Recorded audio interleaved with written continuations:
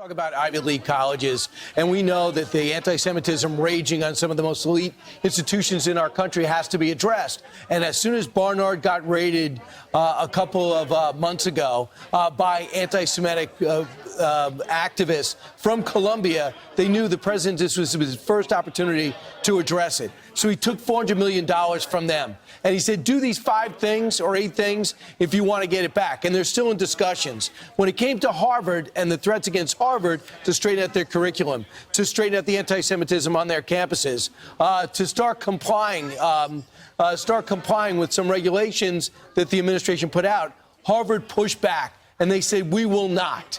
And the president answered back last night by saying, if you will not, we're taking $2.5 billion from your grant system. So there's this task force that is trying to get that money.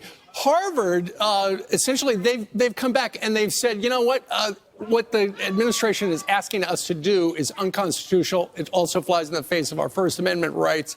The president of Harvard, a fellow by the name of Alan Garber, sent a letter to the community to explain it. He said, although some of the demands outlined by the government are aimed at combating anti-Semitism, the majority represent direct governmental regulation of the intellectual conditions at Harvard. We have informed the administration through our legal counsel that we will not accept their proposed agreement. The university will not negotiate over its independence or its constitutional rights. So they've been hit with this $2.2 billion federal freeze. But here's the thing.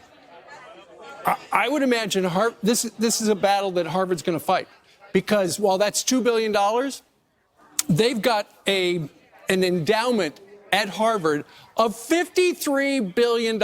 So they've got a pile of dough they could rely on if they're going to fight this. So the president's freezing $2.2 billion on grants, $60 million in contracts. President Obama applauded this because it's his alma mater, but Elise Stefanik also graduated from Harvard, and she was on Sean's show last night sounding off about it. But here's my question, Lawrence.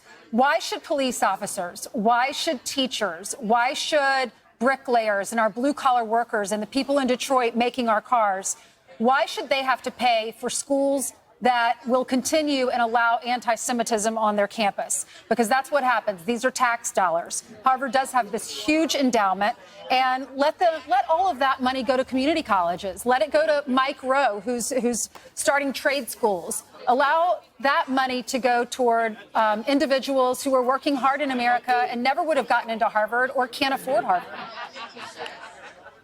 You're exactly right, Ainsley. They are not only anti-Semitic, but they allow people in on these visas that essentially hate the country.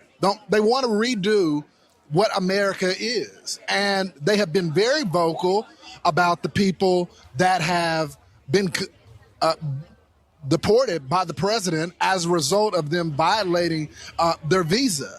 The second thing is they don't want cops on their campus as well. A lot of these campuses shun law enforcement, don't want them there, and feel like they're an enemy to the American people, which we know is untrue. Let's talk with some of the diners right now and see what they're... Go ahead. One of the lawyers fighting for Harvard is Robert Hur. Famously did the Hur report on Biden. And the other one's a conservative, too, so they think they have an advantage there. I would say this. They're going to have to evaluate. They're going to have everything under scrutiny. Why they're taking so many international students. What countries are contributing to their institution. What is in their curriculum. They're going to have to expose it all because the administration is just amping it up. Princeton's also fighting. Columbia's capitulating as of now. Maybe when they get a permanent president, they might change. But go ahead, Lawrence. Yeah, you're exactly right, though, Brian.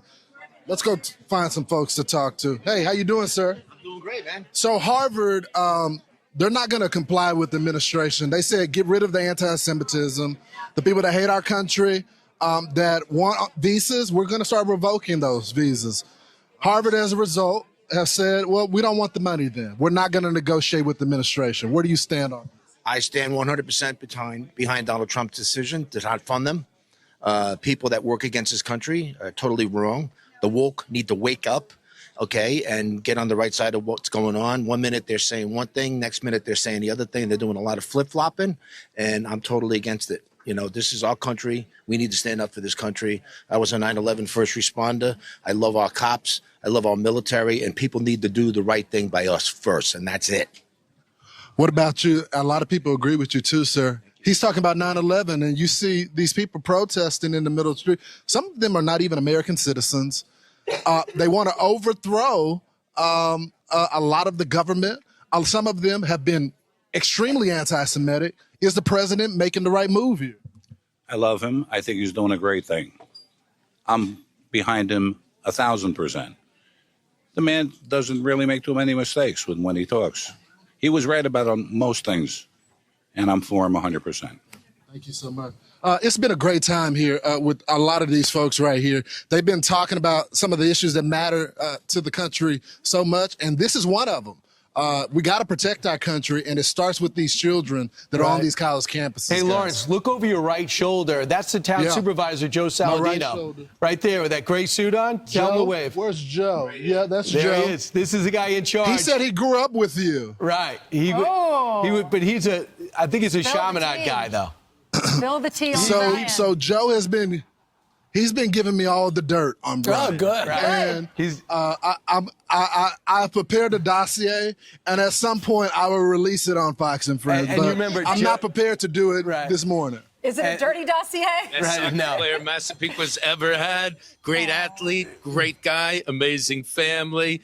Brian is the real deal. All right, Joe. How much did you pay him? But he also tried to get Teddy Roosevelt's statue when they tried to get rid of it. I remember. He was going to bring it to Long I remember Island. that too. All right. All right, Well, thanks, guys. All right, we'll check with the